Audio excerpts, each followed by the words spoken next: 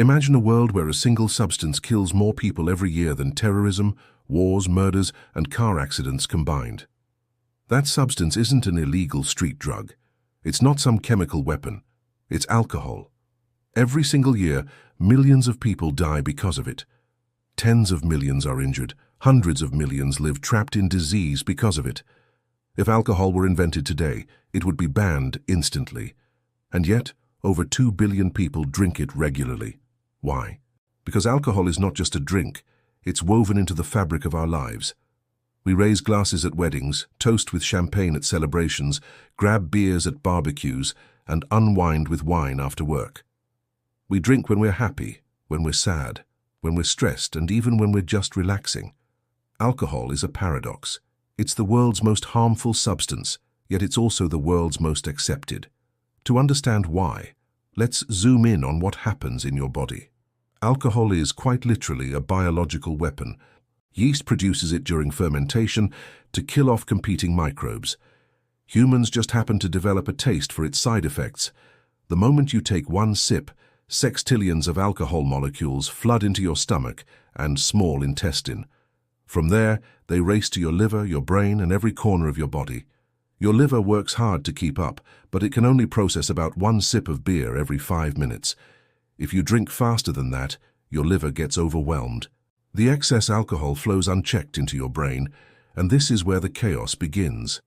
Alcohol numbs your neurons, slowing them down and disrupting their communication. It releases a cocktail of chemicals that sedates you, melting away stress. It also numbs your prefrontal cortex, the part of your brain responsible for judgment and self-control. Suddenly you feel braver, looser, maybe even a little reckless. At the same time, it releases endorphins, the same chemicals your body makes when you laugh, dance, or sing. This is why alcohol can feel so magical. It temporarily lifts the invisible walls of insecurity. Conversations start to flow more easily.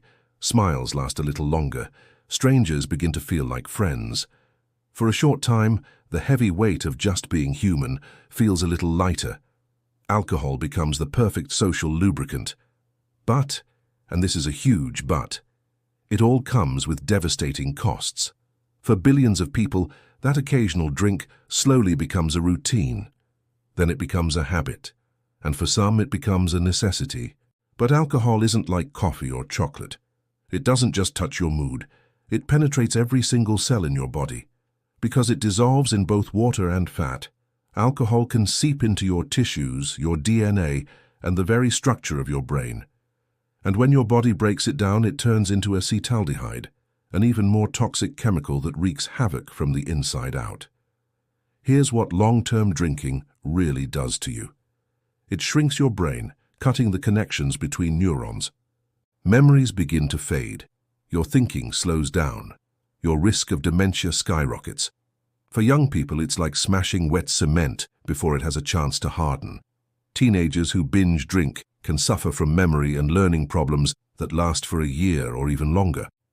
It's also linked to 8 different types of cancer, including breast cancer in women and digestive cancers, all the way from your mouth to your bowel.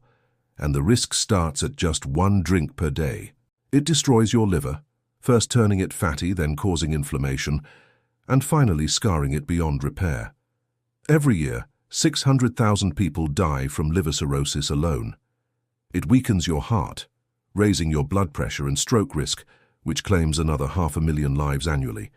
It even ages your face and fuels obesity, since alcohol is packed with empty calories and tricks your brain into craving more food. When scientists crunched all the data, they found something shocking. The health risks begin at just 1 beer a day.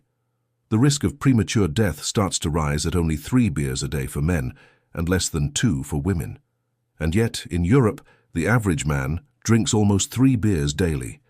The average woman drinks almost 1. But unlike many other substances, alcohol doesn't just destroy the person drinking it. It destroys the lives of those around them. Every year, 500,000 people die in accidents caused by alcohol. 300,000 die in car crashes, and more than half of them weren't even the ones drinking.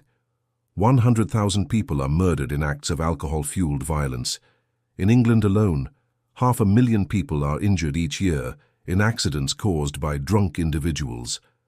Another 800,000 are hurt in violent attacks linked to alcohol, and perhaps the most heartbreaking victims of all? 600,000 babies are born each year with fetal alcohol disorders, a lifelong disability that they never ever chose. Alcohol isn't just a personal risk, it's a global catastrophe. At some point for many, regular drinking crosses a blurry line into alcoholism. Today, 400 million people worldwide, that's 1 in every 14 adults, are stuck in this trap. More than half of them are physically or psychologically dependent. In the West, 1 in 20 adults cannot function without alcohol. But here's the real danger.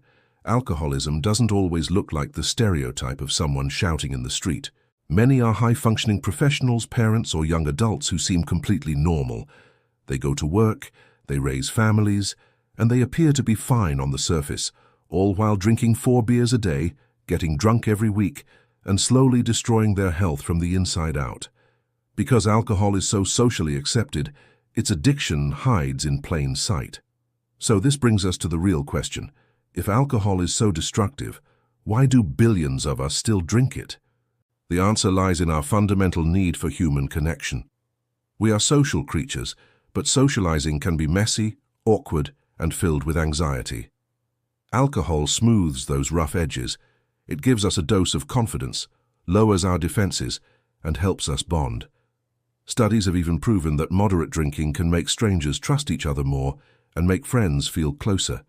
For thousands of years, alcohol has been our shortcut to celebration, intimacy, and a sense of belonging. But that shortcut comes at a devastating price. But here is a hopeful twist in the story. Younger generations are already starting to break free. In the US, the percentage of teens who drink has dropped by 25% in recent decades.